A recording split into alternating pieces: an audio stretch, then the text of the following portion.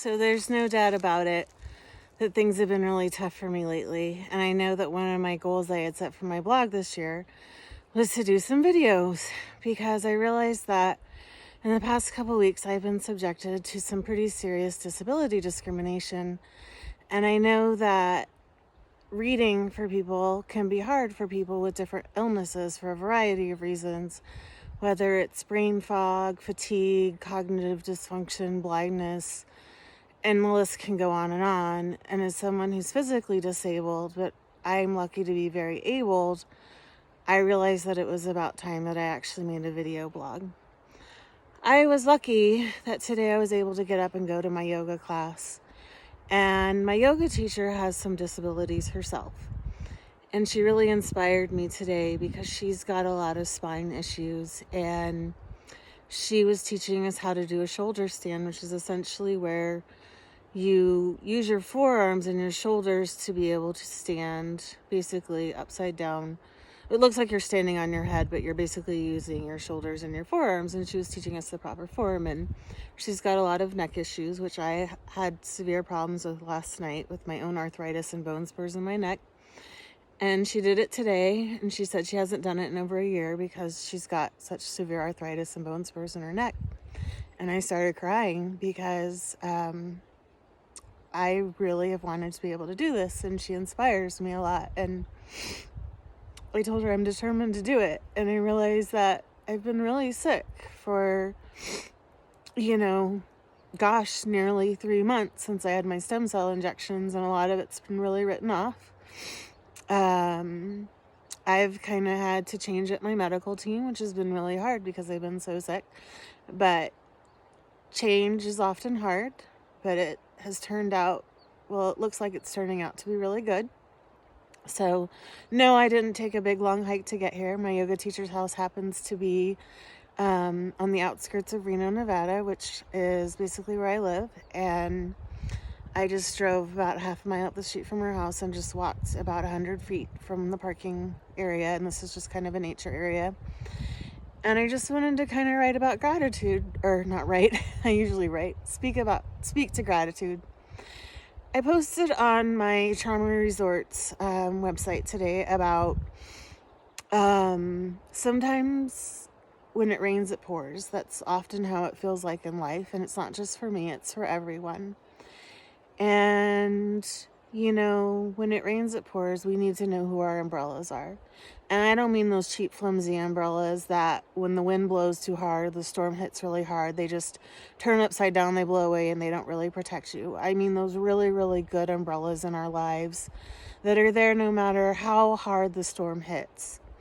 And in these past nearly, 3 months where I've gotten really sick, and because of, brain inflammation or whatever, this new neurologist is really helping me figure it out. I've had a really hard time. And in that, some of my umbrellas I realized were kind of those cheap, flimsy kind. And it's okay because, some of what I'm dealing with is really hard to manage. It's been hard for me to manage, so of course it's going to be hard for other people to manage. And people come into our lives sometimes for a season. And sometimes we realize they taught us lessons. Some of them are good lessons. Well, usually they're all good lessons. Some of them were hard lessons. Some of them were gratitude lessons. And we move beyond that. And that's what I'm realizing today, is that I've got some very, very strong umbrellas. And I'm grateful for that. Those umbrellas might not be numerous. I don't believe anyone's got a huge number of really strong umbrellas in their lives. I certainly don't have hundreds of them. And I think if anyone had hundreds of super strong umbrellas for when the storm hits really, really hard, that would be not authentic. But I will say, to that tiny, tiny handful of umbrellas that are really strong that have stuck by me through this hard time, and as it continues to be hard, and I have to continue to fight for, the medical care that I need and deserve, that I really do realize that I deserve, as well as a lot of other things that I deserve. I appreciate those strong umbrellas, and I know who they are, And I also realize that we have fair weather friends, and those people are in our lives too. And it was once explained to me that we kind of have circles that surround us, and we have those close circles, and then there's peripherals. Those circles get, peripheral and peripheral and peripheral, and some people are on our outermost circle, and we don't really explain anything to them. And I realize that I'm very lucky to have a couple of people in my very innermost circle who are, like I said, they're my strong umbrellas. They're my Gucci, Louis Vuitton, expensive umbrellas that I know will be there no matter what. And I'm grateful for them today. And I don't think I really use this phrase too much on my blog. I've more used it on my social media account. But as someone who has celiac disease and I choose to eat really healthy, it hasn't really helped my physical health much, but it's helped keep my mental health really strong to manage all of this. I use hashtag trees make me feel better than donuts, because obviously there's no such good thing as a gluten-free donut. And I don't eat really refined sugar anyway, but I'm out in the trees and watching my yoga teacher do that headstand today, knowing how bad her neck hurts, and she did it so beautifully. And like I said, it made me cry. I have a lot of gratitude that I'm sitting among these trees, and I have these super cool, they're called side sticks, SIDESTIX.com forearm crutches, which were designed by a woman amputee for people with disabilities to be able to enjoy the outdoors. So just trying to sit in gratitude. And for all my strong umbrellas, I appreciate you. And for anyone else who is sitting feeling very lonely, it's a hard feeling. And think about, do you have a strong umbrella? If you don't have a strong umbrella, how do you cultivate that? I will tell you that there's been a lot of time in my life, most of my life, where I would say that there probably wasn't anyone in my life that I would say was a strong umbrella.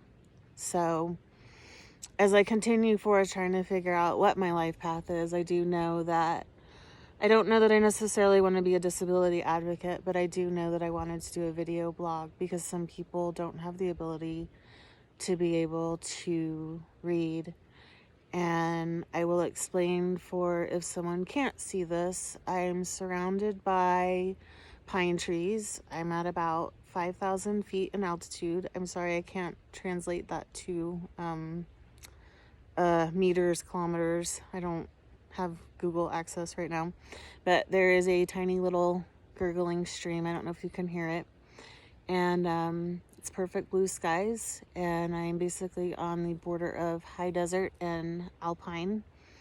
And there's lots of dead pine needles and lots of big kind of granite rock boulder type things. And there's a big hill in front of me and a hill behind me, and you can't see them, but there's very high mountainous peaks that are around 9,000 feet in elevation behind me, which you cannot see, but they're snow capped right now, which will melt fairly soon. So anyway, signing off. Love, Lizzie.